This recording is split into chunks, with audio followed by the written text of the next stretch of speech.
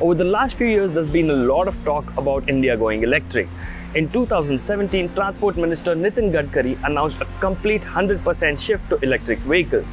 Now this came as a surprise, especially given that developed countries like France and UK hope to make the shift by 2040. The government eventually realized the overambitious target and revised the number to 30%.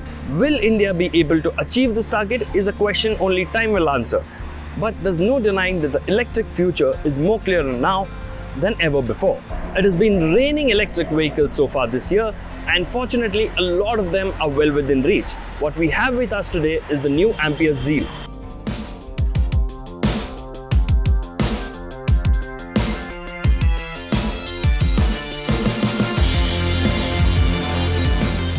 So we're gonna spend some time with it to find out how it rides.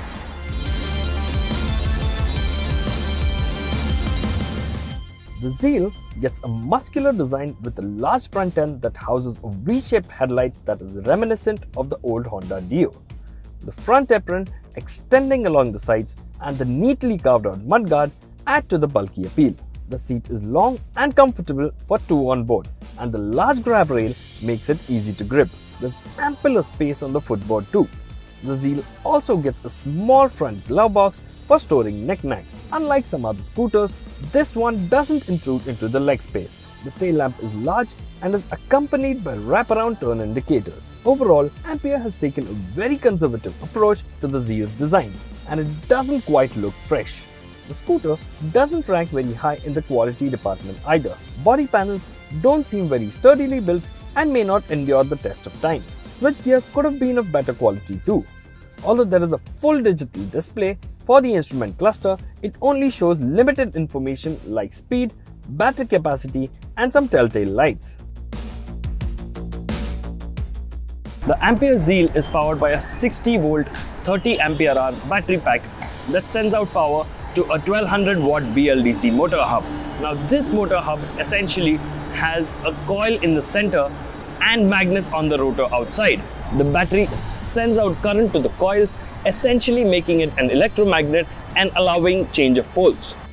Now that you know how a BLDC motor works, let's focus on how the motor feels to ride. With this hub attached directly to the rear wheels, power delivery is instant. There's torque right from the word go, and it continues to remain linear even as you gain speeds. The scooter is quick to gain speeds. 30 to 35 kph comes really quickly even before you know it. And the fact that there's no engine noise makes it feel even quicker. The scooter comes with two riding modes, low and high. In the low mode, top speed remains restricted to 42 kmph. Switching it to H will increase the maximum speed to 55 km per hour. In traffic though, it feels a bit cumbersome to ride. Even a gentle tap on the brake lever cuts out the power, and when you get back on the throttle, it's just too eager to pull ahead. This nature can get a bit irritating, especially when you're riding on a busy stretch of road. Ampere claims that the Zeal can do 70 to 75 kilometers in a single full charge. Considering that, range anxiety shouldn't be much of an issue, especially if you intend to use it to run local errands. The digital instrument cluster shows the charge in the form of bars, much like a regular fuel gauge. Now, I would have preferred it a lot more if it showed the charge in the form of percentage and showed distance to empty as well. Once drained out, the Zeal takes about 5 to 6 hours to be fully charged, which I think is reasonable.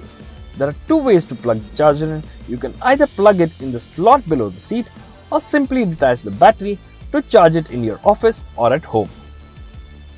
Hop onto the Zeal and you'll be surprised by how light it feels. Tipping the scales at 78 kgs, it is 30 kgs lighter than a regular 110cc commuter. The weight advantage simply doesn't go unnoticed. Finding your way in and out of traffic is an absolute breeze. The Zeal even manages to maintain its poise over undulations and bad roads. But over larger potholes, it tends to get nervous.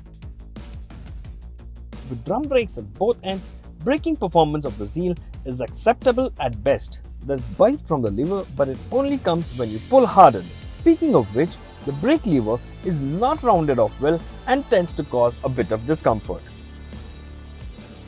The Ampere Zeal does gain an obvious advantage in terms of maintenance and running costs. Unlike other scooters, this one doesn't need any routine maintenance with the exception of brakes. Lithium-ion battery doesn't need any service or maintenance for its 5-year, 50,000 km life either.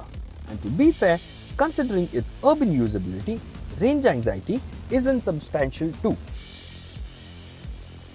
The biggest cause of concern, however, is the price. For a scooter that costs north of 65,000 rupees, it doesn't quite leave a lasting impression. It isn't great in terms of quality and doesn't have enough new age tech to lure customers into it. Ampere has, however, done well to ride the electric wave early, and it will need to work harder if it wants to get recognized and appreciated.